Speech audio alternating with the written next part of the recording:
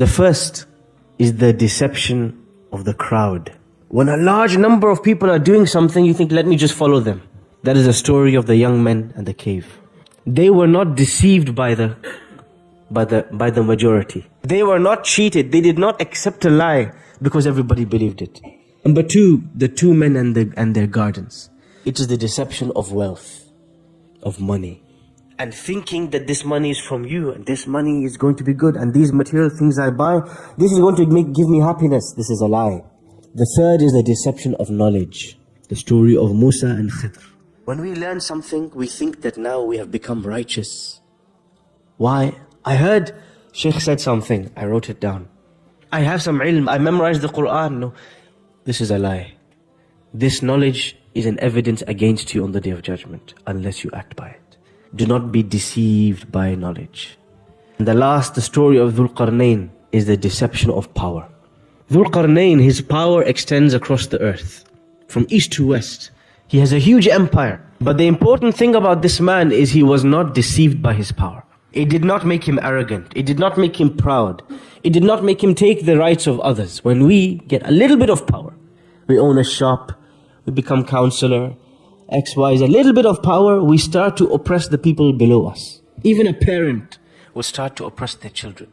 This man, he has the empire from east to west, but he is fearing Allah because he is not letting himself get cheated, deceived by power. And so this surah, many people wonder, what is the relationship between this surah and protection from the Dajjal? There's 4 stories, 4 deceptions, 4 lies we are told.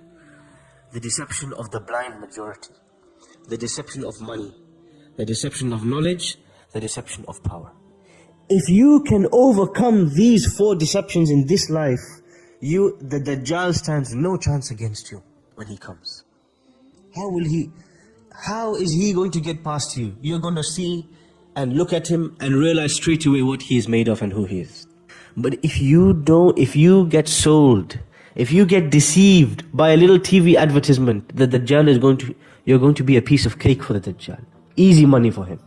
And this is why many people think when the Prophet ﷺ says, whoever memorizes these verses, the Dajjal will protect them.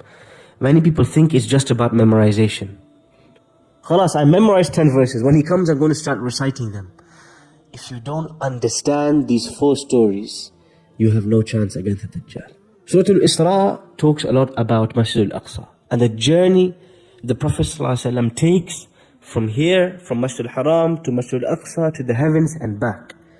And in this journey, he meets all of the prophets. And in this journey, he comes back. And what's the first thing people respond when they hear this? Muhammad ﷺ is, they say he's lying. He's deceiving us. Surah Al-Kahf comes to say, he wasn't lying. But there are 4 big lies you are told, and let me tell you what they are. The lie of money, the lie of majority, the lie of power, the lie of knowledge. These are the lies you need to be aware of. Muhammad ﷺ is truthful.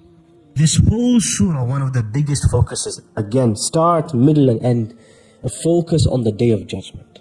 إِنَّا جَعَلْنَا مَا عَلَى الْأَرْضِ زِينَةً لَهَا لِنَبْلُوَهُمْ أَيُّهُمْ أَحْسَنُ عَمَلًا وَإِنَّا لَجَاعِلُونَ مَا عَلَيْهَا صَعِيدًا جُرُزًا. Allah says, everything on this earth we made a zina. You know what is zina? Decoration. Is there any decoration in this masjid? Can you see anything on the walls? Any frames? Not really. Masjid is not a place for a lot of decoration. But if you go to your house, if I take out all the decoration, I remove the frames, I remove the bukhur stand, I remove this and this, can you still live in your house? Yeah, of course. The decoration is just the toppings. Something nice to look at. But it's not the core reason your house exists. You have a bed, you have a roof, that's the main thing. You have a kitchen to cook in. The decoration is a bonus, it's an extra. Allah says, we made everything on this earth a zina. It's decoration. It's beautiful, but if I removed it, you can still live your life. So what is all this decoration for? These cars, this wealth, these clothes, these families that we have. What is it for? لِنَبْلُوَهُمْ, to test you.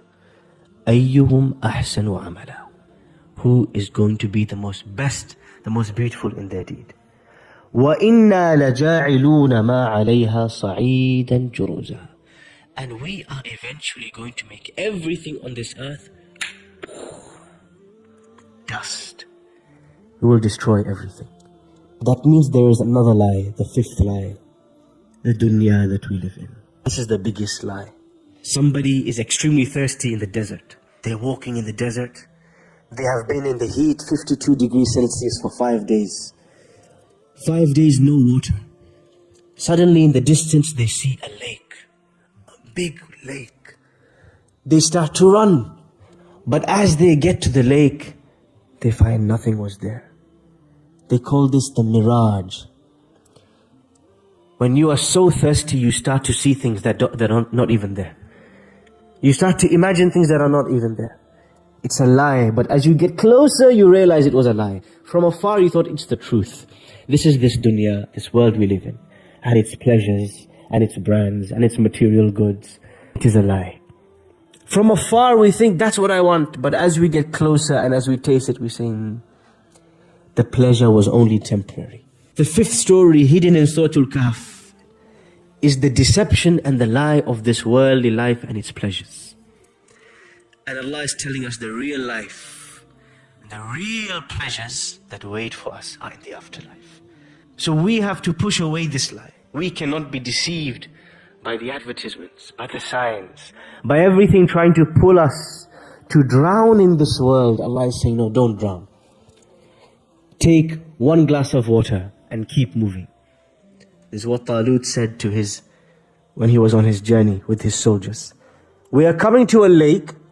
Whoever is thirsty, take a little bit of water and keep moving. Just keep moving. Don't get distracted. But then you start to drink. The water is so sweet though.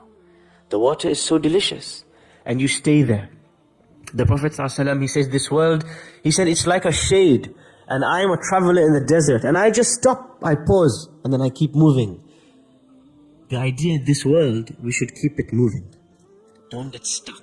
إِثَّاقَلْتُمْ إِلَى الْأَرْضِ. Allah says, don't get stuck to this earth. Don't drown in it. Don't get immersed in it. Eat for sustenance. Drive to get from A to B. Wear clothes for the beauty, for the blessings of Allah. But keep it moving. Do not think that this world lasts. It's a very important point as we look at what's happening right now.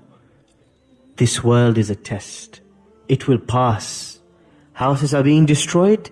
Well, everything will be destroyed. وَإِنَّا, Allah promised us, لَجَاعِلُونَ مَا عَلَيْهَا صَعِيدًا جُرُزًا. If not today, tomorrow, everything will be dust. Get used to the dust. وَكُلُّ الَّذِي فَوْقَ التُّرَابِ تُرَابُ. Everything above the dust is going to be sand as well. This is the reality of this dunya. It is passing, it is temporary, its pleasures will not last. So do not get stuck. This is the message of Surah Al-Kahf and its relationship to the previous surah and its relationship to the Dajjal. And believe me, there is no greater deception, no greater lie than the Dajjal. So many people who we thought, including ourselves, this person is righteous, this person is pious, they will get pulled by the deception, the lie of the Dajjal. This surah is a beginning attempt to explore what is it that will protect us? What are these deceptions? What is Allah subhanahu wa ta'ala conveying to us? One very important point in the early ayahs, Allah says, Alhamdulillahi alladhi anzala ala abdihi al-kitab walam yaj'al lahu iwaja. Praise Allah for the greatest blessing. What's the greatest blessing of Allah? This kitab, this book. Allah sends down this book. وَلَمْ يَجْعَلْ لَهُ عِوَجًا. There is nothing crooked in this book. There is nothing bent, no twisting. It's all straight facts.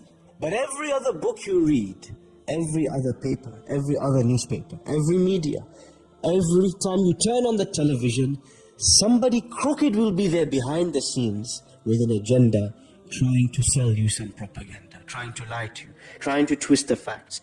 Be ready for that. This is the only book where there is no agenda, clear facts, and everything else. Be ready.